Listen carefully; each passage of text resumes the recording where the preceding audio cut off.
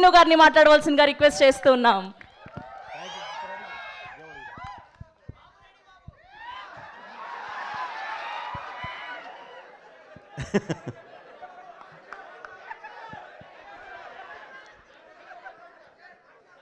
అది ఎటు స్క్రీన్ మీద చూస్తారు కదా బ్రదర్.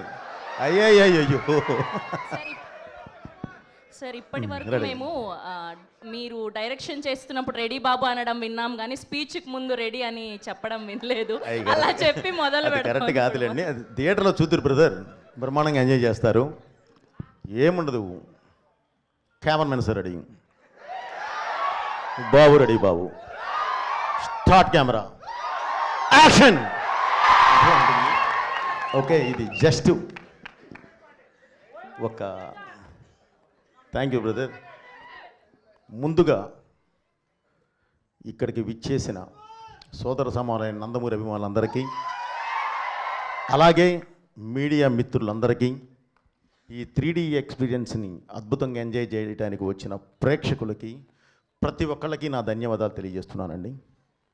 ఇప్పుడు చెప్పాల్సింది, ఇప్పుడు మాట్లాడాల్సింది నేను కాదు.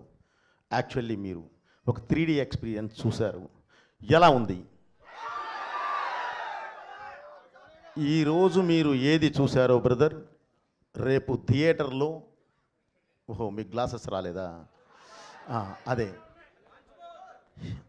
ఇది ఎలా ఉంటుందంటే బ్రదర్, ఇంతమంది దీనిలో లోపలికి వచ్చినప్పుడు లోపలికి ఎవరు వచ్చి ఎవరు మనం తీసుకొని రావాల్సిన పరిస్థితి కొంత, ఎందుకంటే టైం ముహూర్తం ఒకటి పెట్టాము, ఆ ముహూర్తం ప్రకారం మనం రిలీజ్ చేస్తాం. అందుకని చెప్పి ఒక టైం కూడా ఇచ్చాము, ఒక ½ అన్ అవర్.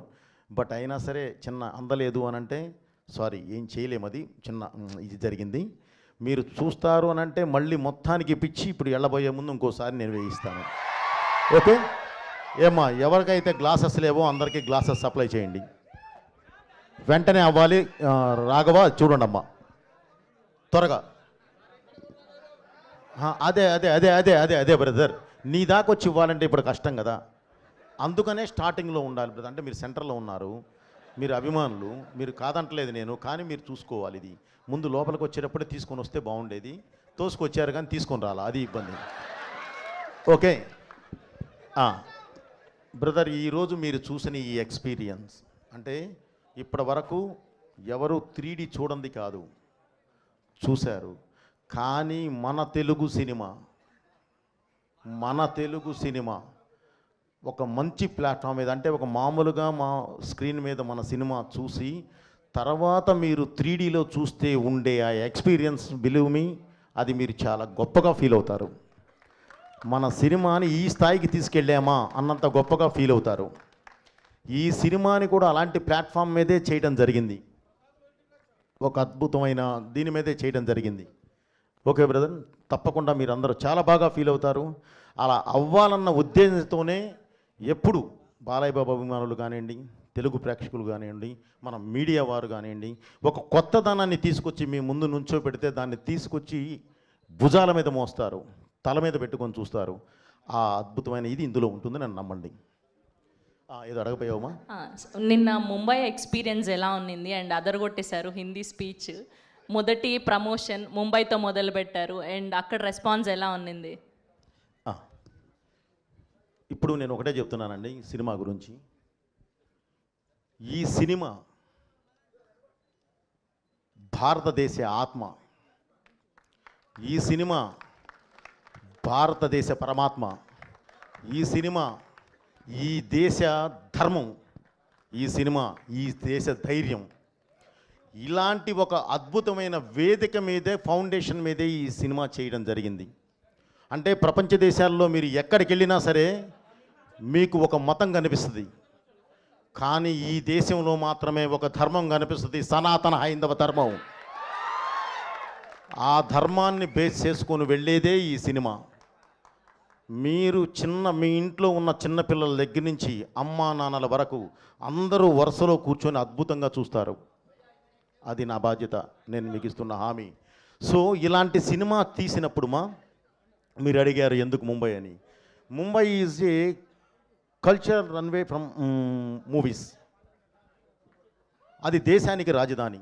మనం అక్కడి నుంచి, అంటే మూవీస్కి అక్కడి నుంచి కానీ మనం ప్రారంభిస్తే దేశం మొత్తం స్ప్రెడ్ అవ్వడానికి అవకాశం ఉంటుంది. దేశం మొత్తం ఈ సినిమా చూడాలి అన్న కలతోనే ముందు పబ్లిసిటీ స్టార్ట్ చేసి అక్కడికి వెళ్ళి మనం పబ్లిసిటీ స్టార్ట్ చేసాం. అది మెయిన్ ఎయిమ్. నెక్స్ట్ అండ్ ఇంకొక క్వశ్చన్ ఉంది. మా అందరికీ మీరు ఏ డైలాగ్ రాసినా అది గూస్ బంప్స్ క్రియేట్ చేస్తూనే ఉంటుంది ప్రతిసారి మీ కాంబినేషన్. కానీ స్పెషల్గా ఈ అఖండ 2లో మీకు గూస్ బంప్స్ క్రియేట్ చేసిన డైలాగ్ ఏంటి, సీన్ ఏంటి? నీ బిడ్డల్లో ఏ బిడ్డ బాగుంటాడు అంటే ఏం చెప్తాం చెప్పుమా. ఇది రాసింది నేనే, ఇది తీసింది నేనే. సో అది ఎంత ఇది చేసినా సరే దాన్ని ఒక ప్లాట్ఫామ్ ఎక్కిచ్చే విధానం ఉంటుంది సెల్యులాయిడ్ మీదకి.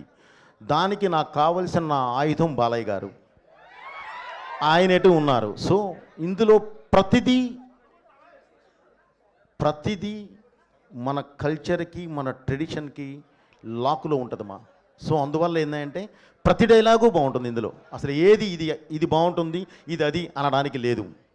కాబట్టి ప్రతిదీ బాగుంటుందమ్మా. Thank you very much. నేను చెప్పా ఆల్రెడీ ఆయన ఇలాంటి ఆన్సర్లే చెప్తానరా, అడగొద్దు మనం దొరికిపోతాం అని. అయినా సరే వాళ్ళు వినట్లేదు సార్, ఏం చేయమంటారు? అయ్యయ్యో లేదు. Okay, yes. సో ఇప్పుడు టీం అందరి మాటల్లో